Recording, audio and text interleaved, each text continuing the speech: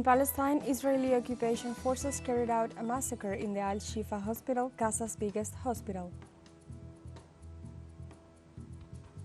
In Russia, with all votes counted, Vladimir Putin secured a landslide victory in Sunday's presidential race. Electoral authorities reported a historic turnout of 77.44%. And in New Zealand, Chinese Foreign Minister Wang Yi arrived in the nation's capital on an official visit. The Chinese top diplomat said Beijing seeks to strengthen strategic communication with friendly nations.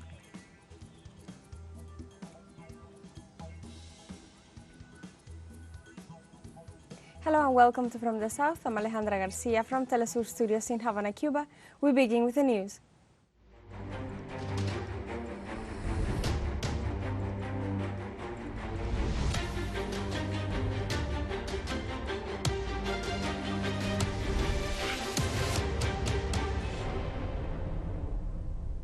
In Palestine, the genocidal Israeli army committed a new massacre in Al-Shifa hospital, the biggest hospital in Gaza. Health authorities urgently appealed to the international organizations to stop this new war crime. The Palestinian Ministry of Health denounces that patients, civilians, and health personnel have been killed and wounded.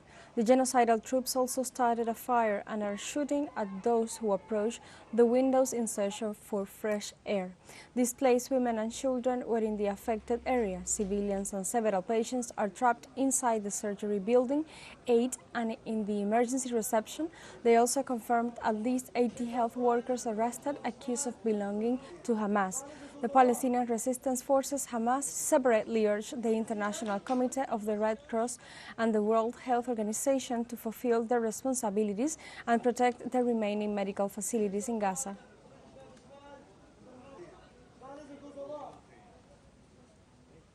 Israeli Prime Minister Benjamin Netanyahu criticizes the government of Joe Biden for promoting the idea of calling new elections in the Hebrew nation. Netanyahu pointed out that the international community seeks to stop the war before Israel achieves its objective in occupied Palestine by holding elections in his country. This after the leader of the Democrat majority in the U.S. Senate, Chuck Schumer, affirmed that Netanyahu lost the course of the country. He believes that the Israeli would choose better leaders if they had the opportunity.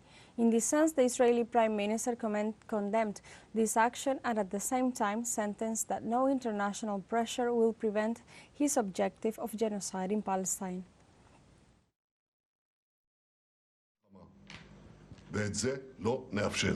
They are doing this because they know that an elections now will stop the war and will silence the country for at least 6 months. So let me be clear, if we stop the war now, before we achieve all our goals, it will mean that Israel lost the war, and we will not allow it.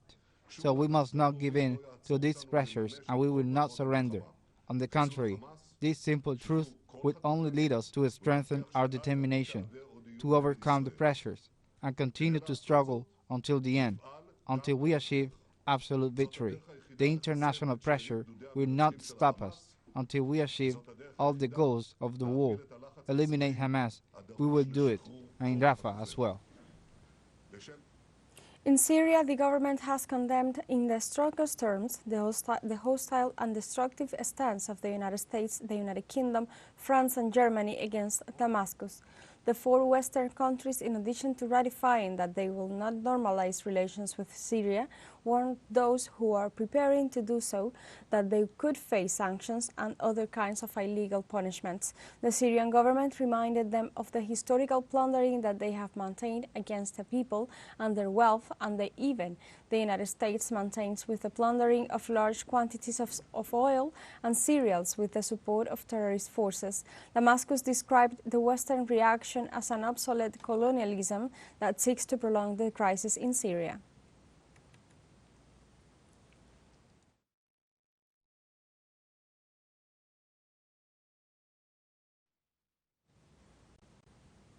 The vote count of the Russian presidential election reached 100% and confirms that the candidate for re-election, Vladimir Putin, won with 87.28% of the votes.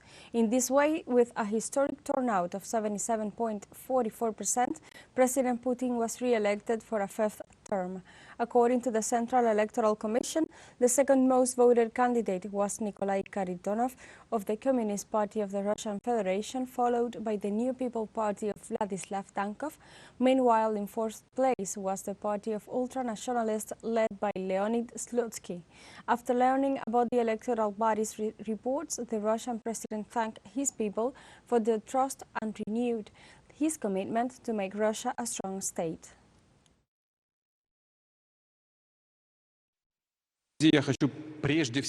I would like first of all to thank the citizens of Russia. We are all one team of all Russian citizens who went to the polling station and voted.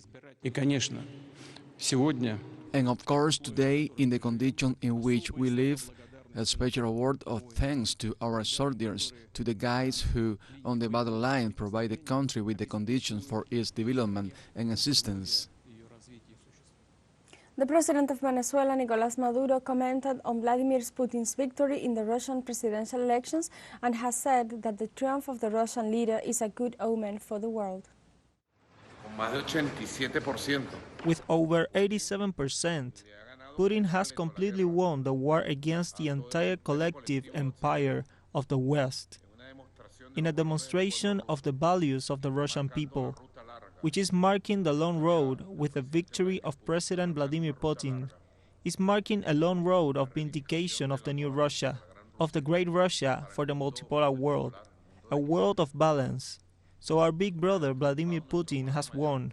These are good omens for the world for this year 2024. Congratulations, you are winning in all the battlefronts, Putin and Russia. Let's take a short break, but remember you can join us on TikTok at teleSUR English, where you will find news in different formats, news updates and more. Other stories coming up, stay with us.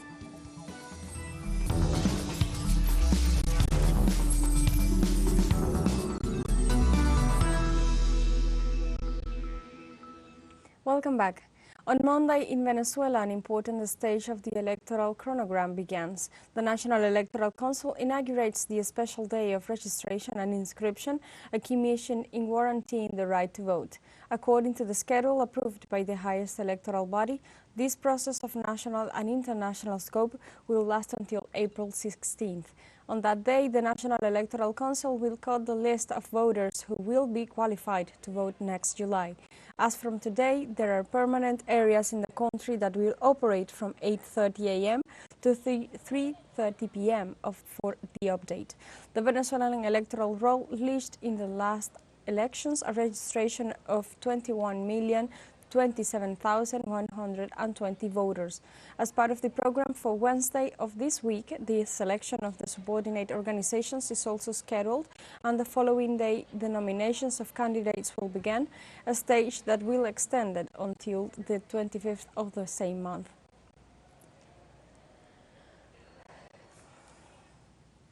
In Venezuela, over 5,000 runners from more than 20 countries participated in the 8th edition of the CAF 2024 marathon in Caracas. The supporting activity began on Sunday in the early hours of the morning with distance of 21 and 42 kilometers. The event, in turn, was classified according to categories in male, female, and reduced modality. In the 21-kilometer race, the winners were the Colombian Mauricio González, Venezuela Jocelyn Brea, who also broke a national record, and the Venezuelan Luis Vázquez in the reduced modality category. In the 42 kilometers, the winners were the Argentine David Rodriguez, Colombian Lina Pantoja, and Venezuelan Juan Valladares in the reduced modality.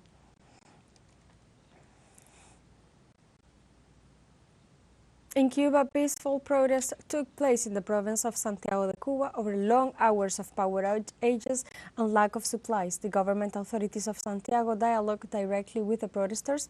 President Miguel Díaz-Canel went over the situation on his X account.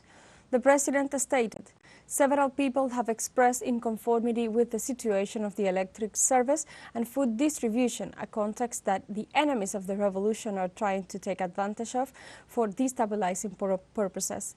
Díaz-Canel warned that in the last hours, terrorist bases in the United States have been encouraging actions against the internal order of the country. In this sense, he assured that, from his government, they seek to attend to the demands of the citizens to improve the situation and, in the midst of the blockade, to continue working in peace to get out of this problem. Cuba will continue to work from peace to solve the current situation. President Miguel Díaz-Canel reaffirmed that the needs of the citizens in the face of Washington's blockade will be met. The executive is committed to dialogue and denounce the sectors that are once again trying to destabilize the country. In this context, Foreign Affairs Minister Bruno Rodriguez, in his X account, reminded the United States government, especially its embassy in Cuba, that they should not intrude in the internal affairs of the country, neither encourage social disorder. The foreign minister later on denounced that with the genocidal blockade, they only seek to asphyxiate the country. The tweet continues saying that based on the daily situation of shortages and difficulties, the United States government is waging another war from the platforms they dominate. At the end, Rodriguez highlighted the direct and cruel responsibility of Washington in the acute economic situation that weighs on the well-being of the Cuban people.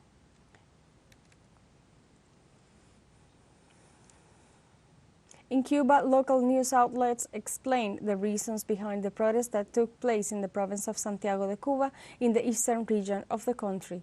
In this way, they detailed that several people took to the streets on Sunday and made use of their right to demonstrate peacefully as a result of the long hours of power outages that have due to the unavailability of fuel and other situations derived from the pressure of the blockade. The main demands were related to food and electrical energy. Law enforcement agencies were present at the site to monitor the situation, protect the demonstrators, and prevent violent acts that never occurred. Likewise, the authorities of Santiago de Cuba went to the site to dialogue with the population and attend to their demands.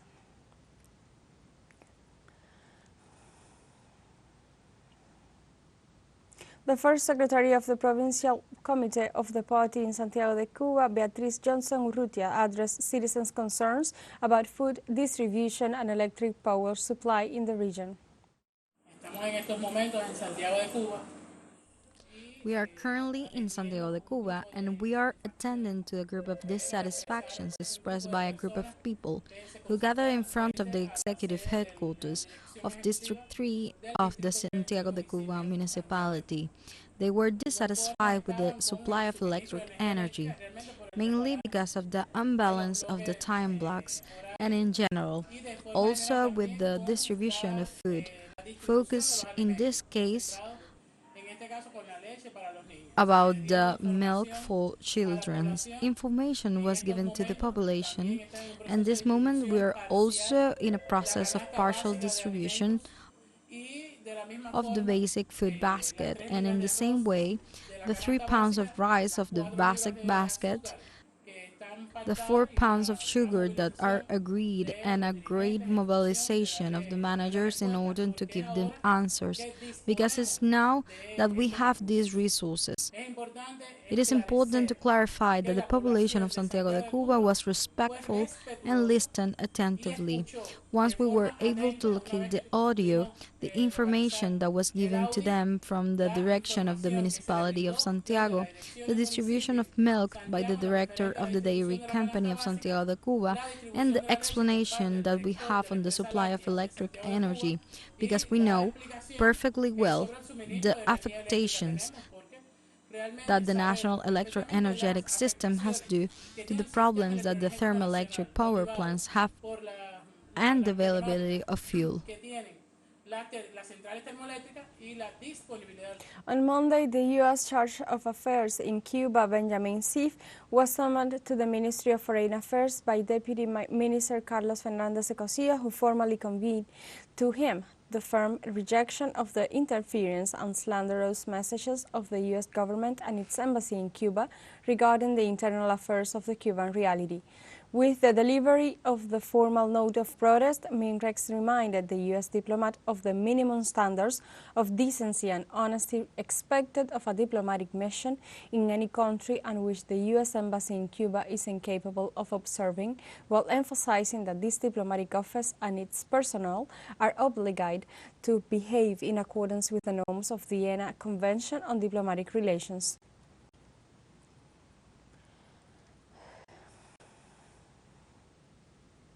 Staying on topic, the Minister of People's Power for Communication and Information of Venezuela, Freddy Alfred Nazareth, replied to the tweet posted by the Cuban president. He reaffirmed the position of Venezuela in defense of the Cuban presidency. The minister declared that in this moment of hardness, aggression by the imperialism, the free world stands by the side of the generous and brave people of Cuba.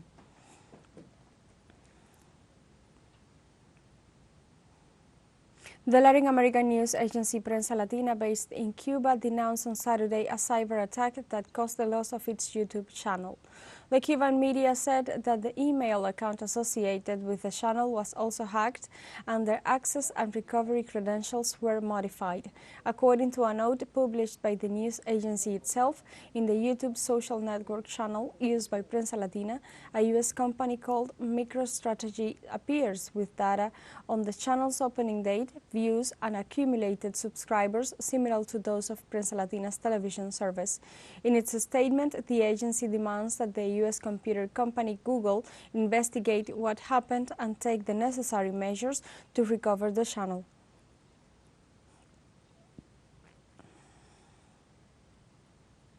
Cuba hosts the third International Symposium Patria with the participation of more than 100 representatives from several countries to discuss digital communication at a global level. During the event, participants will discuss topics on the communicational counter-offensive against the media war and disinformation campaigns promoted by U.S. imperialism. The meeting seeks to articulate the Cuban communicative experience with conferences and workshops in addition to presentations of projects in the area where the experience of networks such as teleSUR and Al-Mayadin will be showcased. For the first time, the Patria International Symposium will be held jointly with the 2024 Computer Convention and Fair, which will bring creators closer to the technological field. We have a final short break coming up, but before we invite you to join our WhatsApp community for our English-speaking audience, you can scan the QR code on screen to join directly and share the link to reach more people. Constant news coverage of Latin America and the Caribbean, as well as the rest of the world. Stay connected and informed with teleSUR. Final short break, don't go away.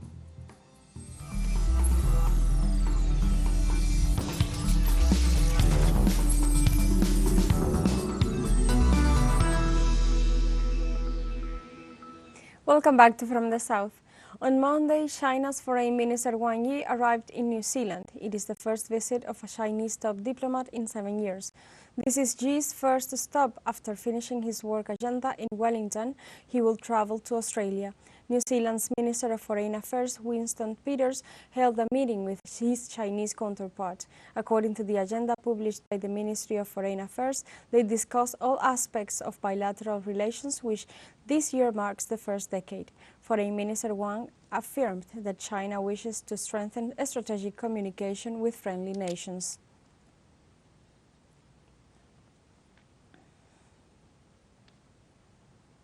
The government of South Sudan suspended academic activities as a precautionary measure after 15 children died due to high temperatures. The Minister of Health announced the closure of all schools until further notice due to high temperatures that have reached 45 degrees Celsius in some regions. The health entity urged all families to take measures to avoid heat stroke, to keep their children at home, and to avoid direct exposure to the sun. South Sudan is one of the countries most affected by climate change, as it suffers from high temperatures during the dry season and heavy flooding during the winter.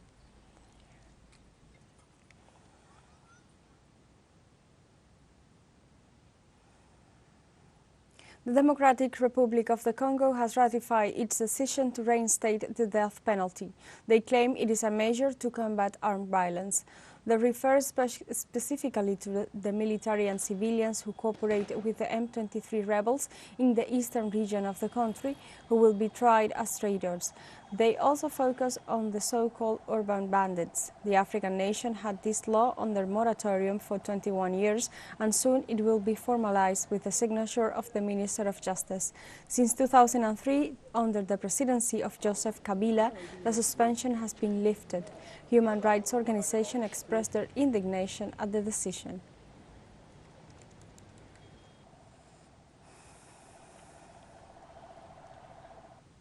In Ireland, St. Patrick's Day celebrations take place in towns and cities across the country on Sunday, with an estimated 500,000 people gathered in Dublin to watch the parade. The religious holiday commemorates the death of St. Patrick, the patron saint of Ireland. It is a day of celebrating Irish culture through parades, music, dances and lot of green, the color commonly associated with the saint.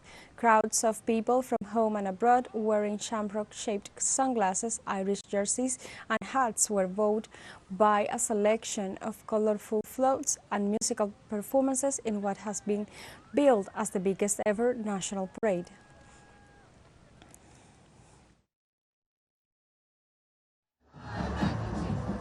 As a dub myself, I have loved it so far. It means having a good time, getting back my heritage as technically Irish back in the day. Absolutely love it here, so much fun. There's the obvious, the green and everything, but there's the history around, around Ireland and how Ireland's involved in its independence. And so trying to find those roots and understanding how St. Patrick was involved in that's pretty important to the family. So I thought we thought we'd take the time and go out and try and learn a bit about it.